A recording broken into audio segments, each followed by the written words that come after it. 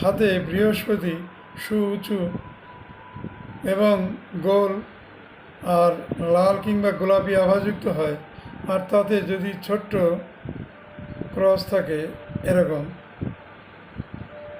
তাহলে অবশ্যই তার বৈবাহিক সূত্রে অর্থ, সম্পত্তি এবং ভালো স্ত্রী লাভ হয়।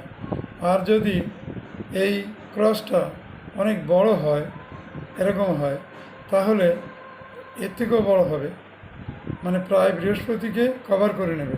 এরকম যদি হয় তাহলে অবশ্যই তার এই বৃহস্পতি ভীষণ ক্ষতি করবে এবং তার ছোট্ট ছোট্ট ঘটনাকে বড় করে দেখাবে, ছোট ছোট বিপদকে বড় করে বড় বিপদে পরিণত করবে।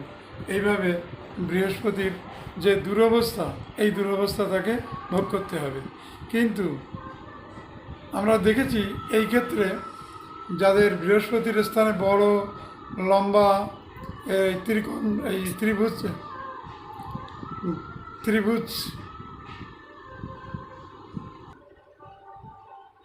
এই ক্রস চিহ্নটা যদি বড় হয়, তাহলে সেই জাতকের ক্ষেত্রে বৃহস্পতি অনেক উতলা হয়ে উঠবেও, অনেক প্রতিক্রিয়া দেখাবে, বাজে এফেক্ট হবে।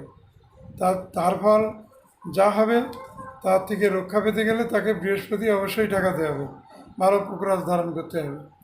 আর এই ছোট্ট যদি ক্রস হয়, তাহলে এই ক্রসটা জাতকের প্রভূত উন্নয়ন এবং সুখ স্বাচ্ছন্দ্য, ভালো স্ত্রী লাভ, বৈবাহিক সূত্রে অর্থ এবং ভূসম্পত্তি প্রাপ্তি অবশ্যই তাকে ঘটাবে। ধন্যবাদ, ভালো থেকো।